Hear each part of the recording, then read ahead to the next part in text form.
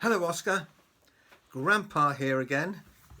It was lovely to see you just now and have a chat, and it just so nice to see that you're all so happy and well, and you've been enjoying your spring break and with the horse riding. And Desperado, I think, was the name of your pony. I think that's brilliant. What a wonderful name. So what do you think about that, Moosey? Yeah, I think it's pretty good. Do you think would you like to go horse riding, Moody? Yes, Moosey would like to go horse riding, I'm sure.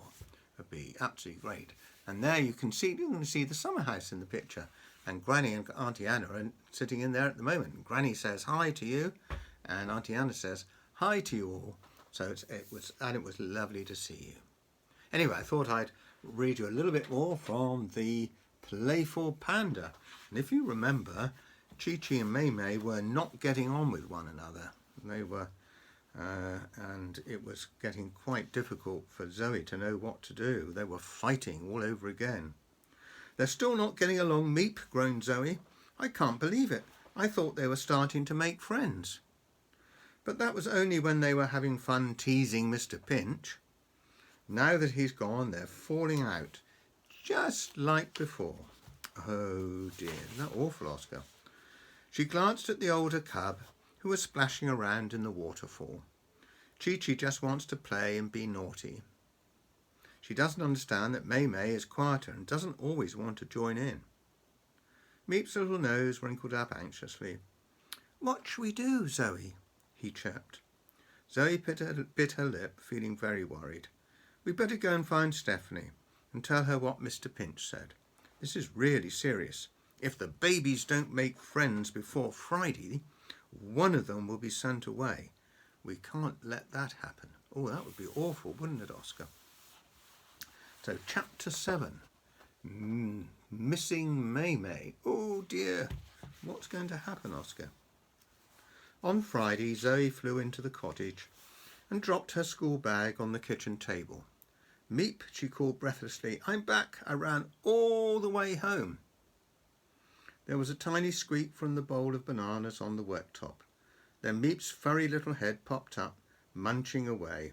Meep, you're supposed to peel the bananas before you eat them, Zoe told her friend, gathering him up for a cuddle.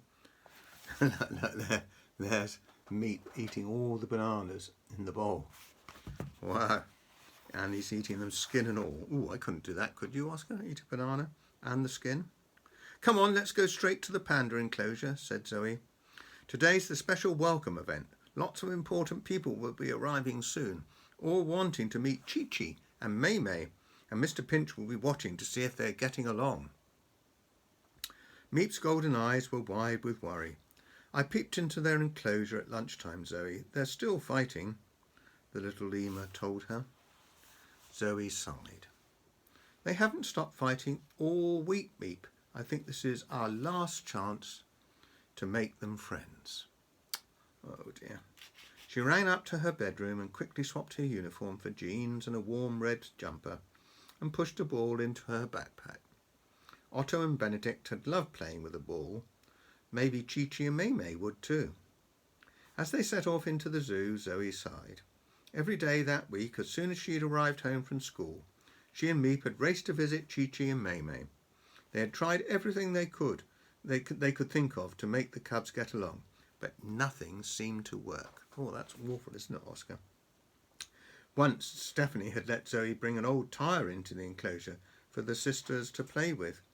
Chi-Chi had loved it, but Mei-Mei gave a frightened squeak whenever it rolled near her, and Chi-Chi had called her a baby. Oh, that's nasty, isn't it, Oscar? Another time, Zoe had suggested they try a quiet game of sleeping logs. Mei-Mei's eyes had lit up, but Chi-Chi snorted that it sounded boring. Yesterday, Zoe had tried explaining how important it was that they make friends, but Mei-Mei didn't seem to understand, and Chi-Chi was too busy rolling in the mud to listen. Zoe hoped the ball worked. She wasn't sure what else to try. The only time the twins had fun together was when Mr. Pinch came to their enclosure. He had tried to take photos of them for his posters every day that week, and became crosser and crosser each time. As soon as he appeared, the twins would whisper mischievously and hide from him until he stomped away. In the end, Mr. Pinch had to make do with some blurry pictures of Chi-Chi's paw and May-May's ear, which he was very grumpy about. It was a sunny afternoon and the zoo was full of visitors enjoying themselves. As Zoe and Meep reached the panda enclosure, a crowd of little girls was gathered outside, one of them holding a birthday balloon and wearing a sparkly badge. "Look at the little panda. He's so cute," she told her friends. "But I thought there were two. Mummy told me there were twin pandas." "I can only see one," another girl agreed, standing on tiptoes to have a better look. Zoe glanced over the fence. Chi-Chi was huddled by herself in front of a big clump of bamboo next to the fence at the edge of the enclosure. "May-May must be hiding from Mr. Pinch again," she whispered to Meep. "But why does Chi-Chi look so sad? That's not like her." The party of girls took some pictures of themselves standing next to the fence, with Chi-Chi in the background. As they rushed off to visit the hippos, Zoe pulled out her paw print necklace and opened the gate. "Chi-Chi, it's us," she called softly as they stepped inside. "Is everything all right? Where's May-May?" As she heard Zoe's voice, Chi-Chi looked up and let out a miserable whimper. "Oh dear." Zoe and Meep hurried over to the little panda, and Zoe knelt down beside her. "What do you mean May-May's gone?" she asked. "Where?" Chi-Chi sniffed sadly and crept behind the big clump of bamboo. Zoe peered after her and gasped. The bamboo was covering a big hole in the fence, a hole that the zookeepers hadn't patched up, and May-May had disappeared through it. Wow, look, there's Zoe and Meep and Chi-Chi in the big hole in the fence, and May-May has disappeared. Whoa, where's she gone, Oscar, I wonder? So, Chapter 8, Panda Panic. Whoa, May-May's lost. Zoe gazed in horror at the hole. "I don't understand, Chi-Chi," she said, panic spreading through her tummy. "May-May's so shy. Why did she escape?" Chi-Chi gulped and gave a little squeak. Zoe listened carefully as the little cub explained what had happened. When timid May-May had found the hole in the fence, she decided to prove to her sister that she wasn't a baby. She was going to squeeze through it and explore the rest of the zoo. But bold, brave Chi-Chi had been too frightened to follow. Meep scampered over to the baby panda and gave her her comforting cuddle, while Zoe stroked her soft little head. "It's all right," she told her, trying not to let Chi-Chi see how worried she was. "May-May can't have gone very far. We'll find her, I promise." And there's Zoe and Meep trying to comfort Chi-Chi, who's looking very worried that his twin sisters disappeared. Suddenly, Zoe heard a familiar bossy voice coming down the path. This way, follow me, everyone," Mr. Pinch called loudly. "The pandas are just around this corner." Quickly, Zoe and Meep squeezed behind the bamboo with Chi-Chi so that they couldn't be seen from the path. A huge chattering crowd of people was gathering outside the enclosure to meet the pandas. Lots of them were wearing important-looking badges, and some of them carried microphones or big TV cameras. Stephanie was there too, peering anxiously over the fence to see if the pandas were fighting or not. "So where are they?" asked a reporter with big square glasses and a green tie. "I can't see either of them." "They're probably just having a little snooze somewhere," explained Stephanie. "Baby pandas as young as Chi-Chi and May-May need lots of sleep." Yes, well, I knew that, of course," Mr. Pinch interrupted pompously. Zoe's mind was racing. She had to act fast before Mr. Pinch decided to come into the enclosure and start looking for the cubs. "Meep, we've got to find May-May. She's only small, and with such a big crowd of people here, she must be frightened," she whispered to the little lemur.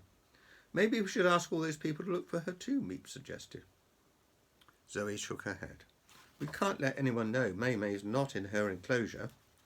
If the reporters find out a rare baby panda has managed to escape, it would be a disaster for the rescue zoo."